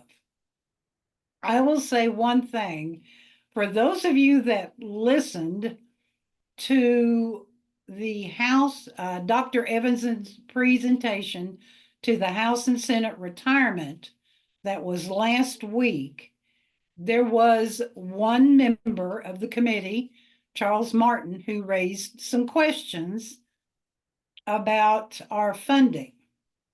For those of you that want to listen to that particular committee meeting, you can find it in the archives and under the House Retirement Committee online when you go to the Georgia General Assembly. It's a fairly interesting thing. I will simply say that Chairman Martin did not seem to get any interest from other committee members other than the chairman of the House Retirement on this particular thing. I will tell you what he was questioning, but I will be brief. He was questioning ADEC. ADEC is the actuarially determined employer contribution. He would like to see the state's contribution reduced.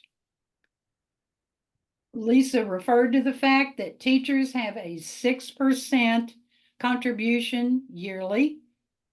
Our employer contribution is 20.78. That's a healthy contribution. One of the reasons that our fund is so stable is the fact that our state legislature has always funded their ADAC at the rate as determined by our actuaries. I don't think there's going to be any difference in it now, That's another whole hour discussion. I won't even try to do it. But if somebody wants to contact me and have a discussion about ADAC, I will put my contact information in the chat in a minute, and I will welcome your call. But like, if you want to ask me a question, I can do that. But that is the only thing to this point.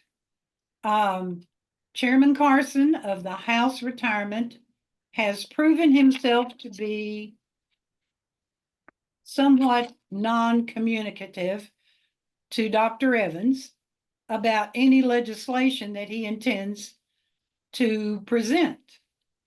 Last year, when he presented information, how he got it on the table was he gutted a Senate bill and put in his language for a bill that would have removed private school teachers from being a part of the teacher retirement system of Georgia. The chairman, or not the chairman, the maker of the motion from the Senate didn't know he was going to cut his bill.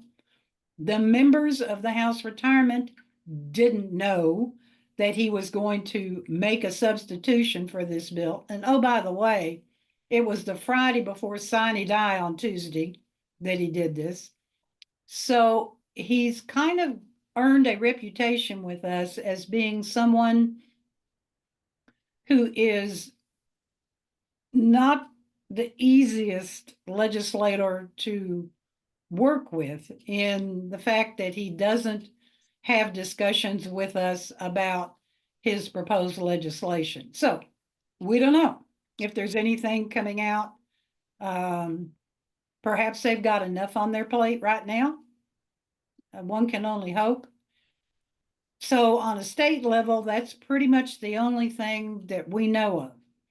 On the national level, however, there is some interesting conversations going on with taxation.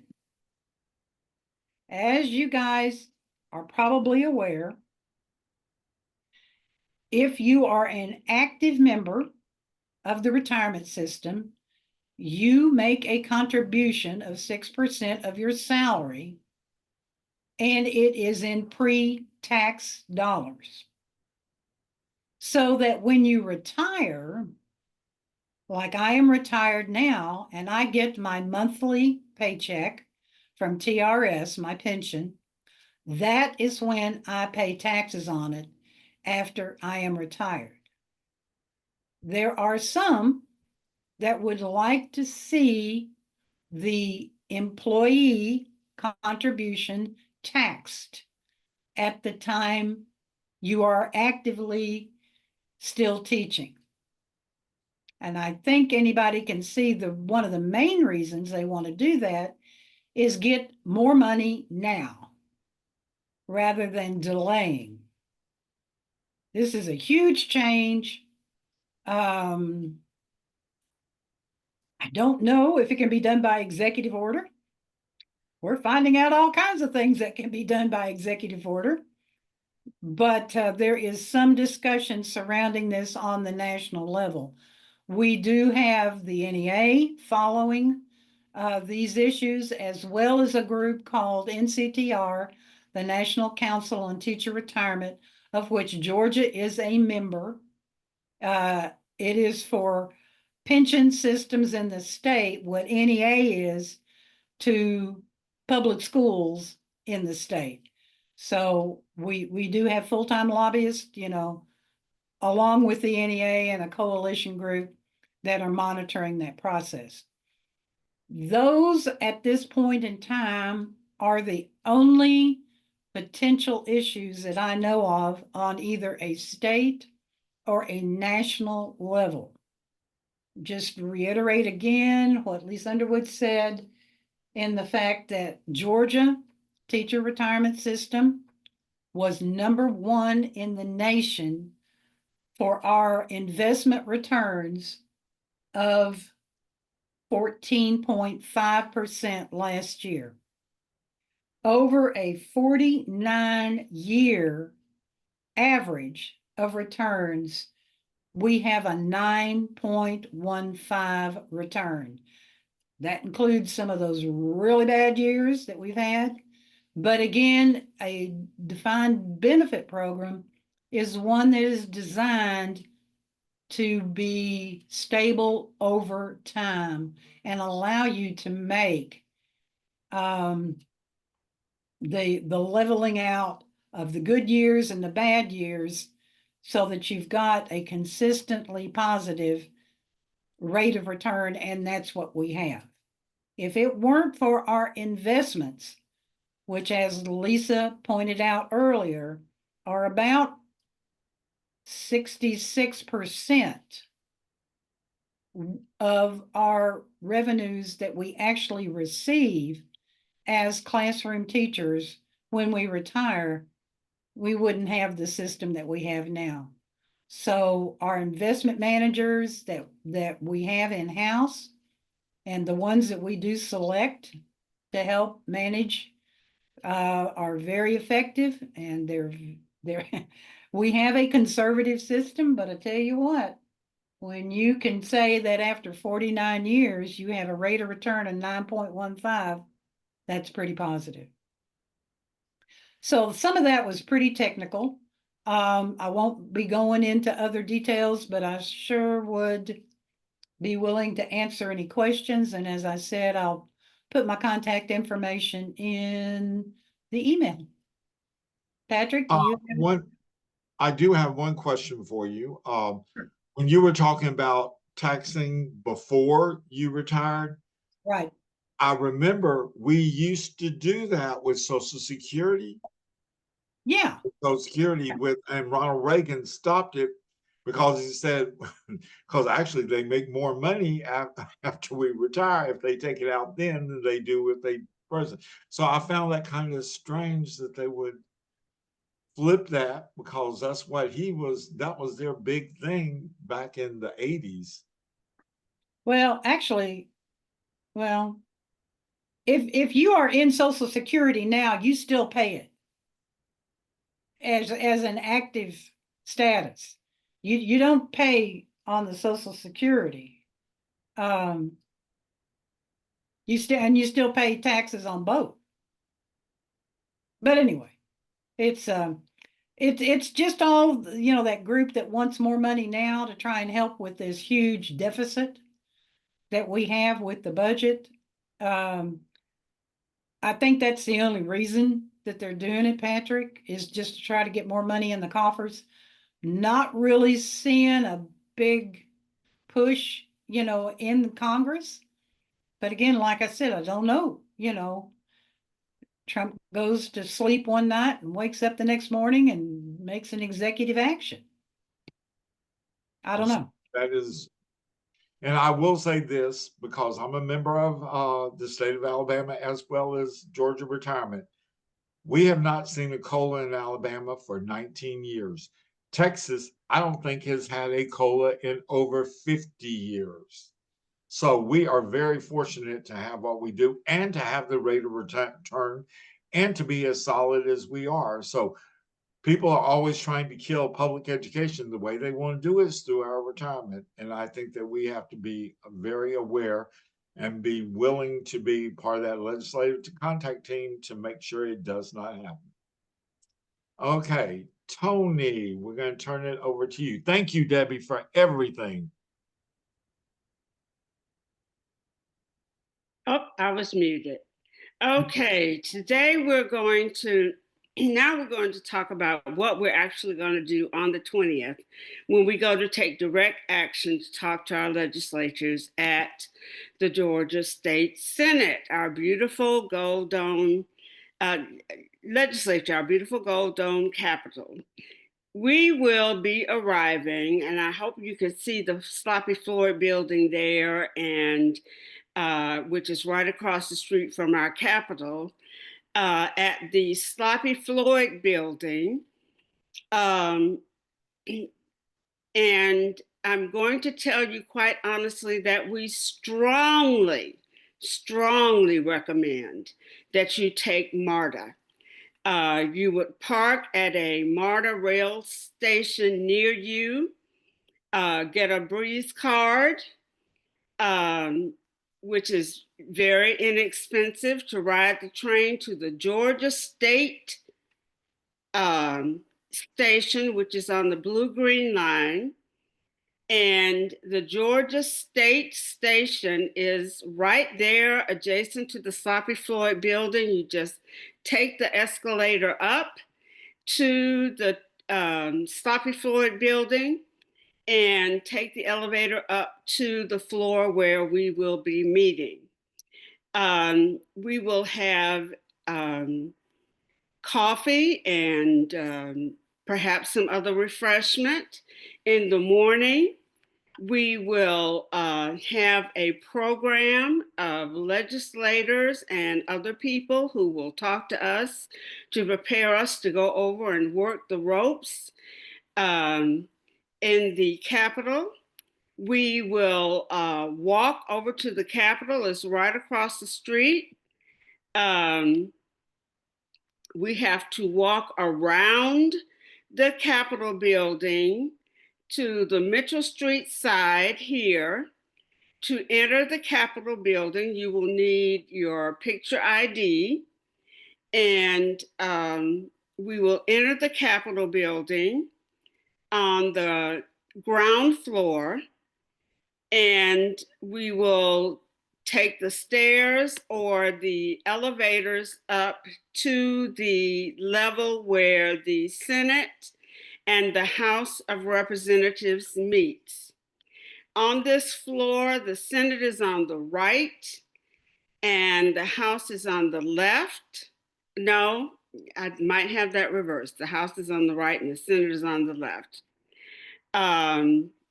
We will not enter the chambers, but there will be ropes in front of the meeting rooms.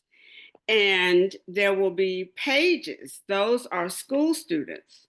There will be pages who will be able to take a note. There will be right there at that table you see pieces of note paper that are specially printed that you will write a message to your representative or senator, and you will request that they come out and stand at the ropes and talk to you. The page will take that in and then they'll come back out and you'll wait until your representative or senator comes out of the chamber to speak with you. This is the Senate chamber and this is the gallery. You can, if they are debating a piece of legislation that we are interested in, go in and watch the debate in the gallery. The House chamber is on the other side of that floor. And you can do the same thing at the House chamber. You can go to the page station, give your note to the person in charge of the pages. They will take it in to your representative. You see there are many more seats in the House chamber. They will take it in to your representative and you will meet them at the ropes and talk with them about those issues that we have talked about and gotten talking points on during our morning meeting. We'll come back to the Sloppy Floyd building and have lunch. Lunch is provided. At one point during the day, we will meet on these steps to take group photographs. And for those of us who are GAE retired, we will also take a GAE retired group photograph. The students will take a picture and there will be a whole group picture. The logistics are not difficult, but there is a lot of walking involved. So be aware of that and wear comfortable shoes. This is a day to look nice. We are usually given t-shirts in the morning to wear so that we're easily identifiable to our lawmakers. And you wear comfortable shoes. It'll probably be very warm that day because the temperatures are up in the 70s, but always bring a jacket in case it's cool, and you might want to bring an umbrella in case it's raining. One of the things that you want to be aware of is that you can and you should contact your lawmaker in advance and let them know that you will be there and ask them if you will be able to meet with them. You can ask if they would be able to meet with you in their office instead of just on the ropes. It's a good day for you to see the Capitol, which is a beautiful building. It's also a good day for you to meet your lawmaker if there hasn't been a town hall or something in advance, for you to be able to talk with them about those things that are important to you and that are important to GAE and public education and retirement.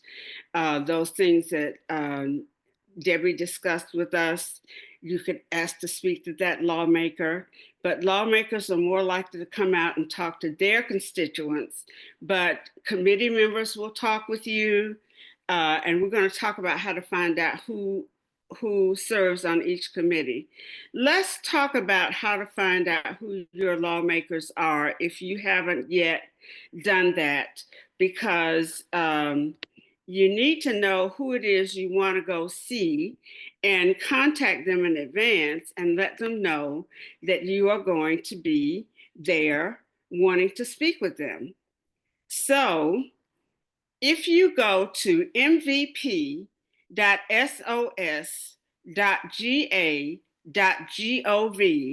and I'm going to put that link in the chat when I finish, you will be able to come to my voter page of the Secretary of State's office. It's very simple to find out your voter registration status, the status of your mail-in application and your ballot, your polling location, where to early vote, who your elected officials are, registration information on file with the county office, a sample ballot for upcoming elections, and provisional ballot status. What you do, and I hope you can see this page. Let me know if you can see the My Voter page. Can you see that? Okay. You'll type in your first initial, your last name, select your county,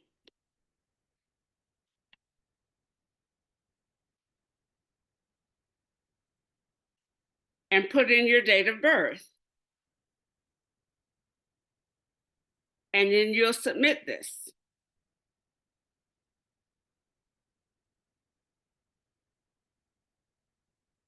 And your voter registration information will load. Now it's loading slowly. And here we come. And I don't mind you knowing my voter registration information. It tells you who you are, your gender, your race, and your voter registration number when you registered to vote. Now, I registered to vote way before 2017, but I went through MotorVoter in 2017. So it says that I registered to vote in 2017, but I registered to vote when I was 17 years old. And your last election date, which was November 5th. Now, if you scroll down, it'll tell you where you vote. You can also ask for an email of your precinct card and view your precinct card, which gives you this information where to vote. And here you can select absentee ballot drop-off locations if we're in a voting cycle, early voting polling locations, and contact your county voter registrar. It tells you your voter participation history, and I can look at all my voter participation history if I want to. To apply for an absentee ballot, whether or not I want to subscribe to notifications, email notifications of the status of my ballot, And then if I continue to scroll down, I get my districts and elected officials. The officials elected statewide and my congressional district maps. Here it tells me I'm in Senate District 42, State Senate District 42. That has changed since redistricting. My district was gerrymandered. And so if I click on the number 42, it takes me to the page for my state senator. And I have a new state senator. It's Elena Parrott, who is a real friend of public education. She's one of our favorites in GAE. And I see her page here. I see where her office is located, 121A in the state capitol. I see her executive assistant's name here. Press inquiries are here. This is when she was born. This is her spouse. This is when she started serving in the House. And this is when she started serving in the Senate. So she was in the House in 2011, sworn into the Senate in 2015. If I want to contact Senator Parrott, I simply click this button here, and it will pull up a page that will allow me to email Senator Parrott. Now, I've already done this, so I'm not going to do it again, but I put in my first name, my last name, my street address, my city, my zip code, my phone number, my email address, and then whether or not I would like a response, whether I want to arrange a meeting, I want a response, or if I just want her to know what I think on a particular issue that's about to be debated. And then I select an issue that my email relates to, whether I want help with the state agency, whether I want to request a meeting, request an event, request a Senate resolution, or if I want to advocate for an issue. I put the subject here, and then I write my message here, and then I do the reCAPTCHA, I'm not a robot, and I submit it, and this message goes to her assistant, who will contact, who responded to my email and contacted me. While we're here, I want you to know that we're in the legis.ga.gov website. And this is the website you go to in order to watch committee members or action on the floor. This is where you go to track legislation. If I want to see what bills have been filed, pre-files, what's been signed by the governor, and so forth. I can see the legislative calendars for the House and the Senate. I can look up Georgia laws and statutes. I can go specifically to the House of Representatives and I can see all representatives, the House leadership, or I can find my legislature. If I want to see the House committees and I want to know, for example, who's on the House Education Committee, I click House Committees. And then I scroll down to education and I click education, and this gives me the name and links to all of the committee members on the House Education Committee. And I see that Chris Irwin is the chair. So if there is an issue such as protection for students from ICE that I want to communicate with Chris Irwin on, I can simply click his name.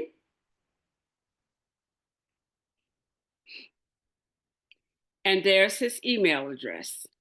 And I can simply click his email address and generate an email to Chris Irwin. I can do the same thing for the Senate. If I want specifically to look at the committees, all House committees, all Senate committees, If I want to know who's on the Senate Retirement Committee, I click Committees under Senate, and I scroll down to Retirement, and I see that Rick Williams is the chair, and these are the members of the Senate Retirement Committee.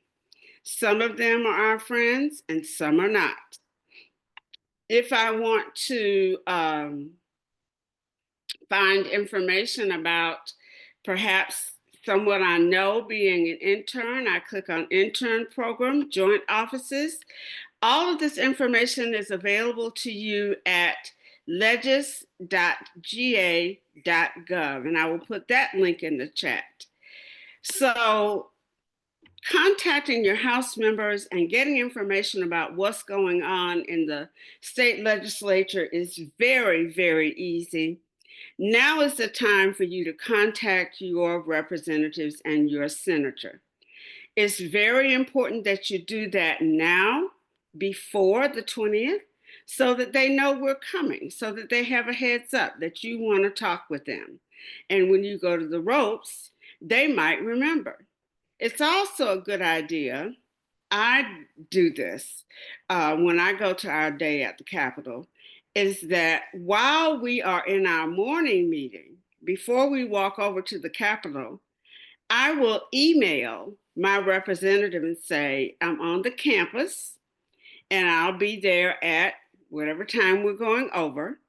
And I will send a page in to request that you come out and talk with me, so that they have a heads up, because they check their email on their phone while they're in chambers. So it's a good idea to know that the email address is simply, for example, Elena Parents is elena.parent@senate.ga.gov. Have their email address with you when you're at day at the Capitol, and email them before you're on your way over.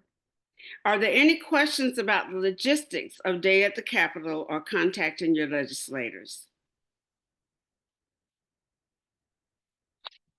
Okay, Mr. President, I'll turn it. Oh, yes, I see a question. Yes, Ms. Wilkerson. Yes, could you go over that MARTA train getting there part again? Like All right. parking your car at the blue The blue-green line? So what MARTA rail station is near you? I think the closest one to me is Doraville. Okay, now I don't know if Doraville is on the blue-green line, but if it's not, then you will take the train to 5 Points and change to the blue-green line, the east-west line. Okay. And then you will travel to the Georgia State train station and get off at the Georgia State University train station. And then you'll simply take the escalator up to the Sloppy Floyd building. Okay. It's just that easy. There are some parking lots further away from the Capitol, and I think that if you register for day at the Capitol, they are going to send all that information out to you where you can park, but they're not cheap and they're a long walk. So the best way is to take MARTA. Okay. Right. It's free. And it's 8 o'clock sharp. 8 o'clock sharp. They'll open the doors at 7. So I usually get there about 7:30. What floor are we meeting on? I'm not sure. Okay. You'll get an email from GAE with all of the logistics, the name of the room, what floor, where you can park, but definitely I strongly recommend MARTA. I got you. Thank you. All right. Any other questions? All right, I'm going to, while Vivian is closing, I'm going to put those links in the chat for you. Thank you, Tony, for some outstanding information. But I want to reiterate something you said. It's that relationship with your legislator that gets things done, because they'll know how you feel. So with that, I want to turn it over to our fantastic legislative chair, Vivian Brooks. Hi. Okay, I want to mention the upcoming events. Want to make the ice cream and food trucks in the neighborhoods a whole lot. So you can see me, especially I'm if sorry. you are a former locally. That is what's going on the floor of the Senate right now. I apologize for that. Okay, February 5th, which is tomorrow, we will have the lunch bunch, and the topic is wealth management, and it begins at 11:30 through 12:30. So please join us for the lunch bunch. Please sign up for the GAE Day at the Capitol on February 20th. We hope to see you there. I would like to thank all of the presenters. You gave us valuable information and you did an excellent presentation. And I would like to thank everyone for coming. And I would like to say, have a great day. Thank you. Thank you, Vivian, for all you do for GAE Retired. You do a bang-up job. Okay, are there any other questions for us? Tony, do you have anything else that we need to announce? We've got a message in the chat from Sue Croft. Sue, I will be your buddy at Day at the Capitol. How's that? Sue is looking for a buddy. And if you've never been to Day at the Capitol, definitely now is the time to find a buddy. So I will pass it on to Joe that people are looking for buddies, so that one of the first things we can do when we get there that morning is to buddy up. So Sue, look for me. We will sit together and be buddies. I hope that helps. Good idea, Tony. I think a lot of the retired officers will be glad to assist anyone with anything at Day of the Capitol, because we've done it many, many times. Right. So, Miss Wilson has her hand up. yes, Miss Wilson. I was just wondering, is there anyone on here coming from Gwinnett County? Nobody? We will have plenty of people from Gwinnett, but plenty of people from Gwinnett. Yeah, absolutely. But if you touch base with Allison Cundiff, she will probably be able to find you a buddy. This is my first time too, trying to go in person. Okay, so look for me. We'll all sit together. And if you want somebody to ride the train with, contact Allison and she can hook you up with somebody in your area. Okay. Okay. And they truly mean that, because I know as a retiree that they have been always welcoming and said, come sit, Renee, we're here. So thank you, all leaders. thank you. You are too kind. When you Yes, get there, look for me. I will say this: we have an awesome team. I have an awesome team of executive committee members that really go beyond the yeoman's job to get things done for GAE Retired, and that's why we are powerful.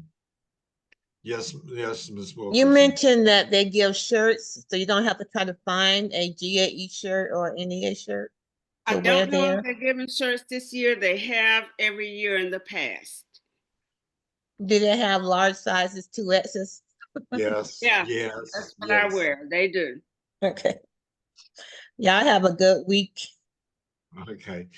I want to thank you all for taking busy time of your day to be here. And if you have any questions for GAE Retired or for me, my email is gae.president.retired@gmail.com. So are there anything else for the good of the whole? If not, thank you all for attending, and thank you all for a great job. Thank you, Vivian, for putting this all together. Tony, for your technology skills. We rock. That's all I can say is we rock. Thank you all. Have a great day. Thank you again, Cyril. Have a good Bye, day. Patrick. Bye. Bye, Bye. everybody.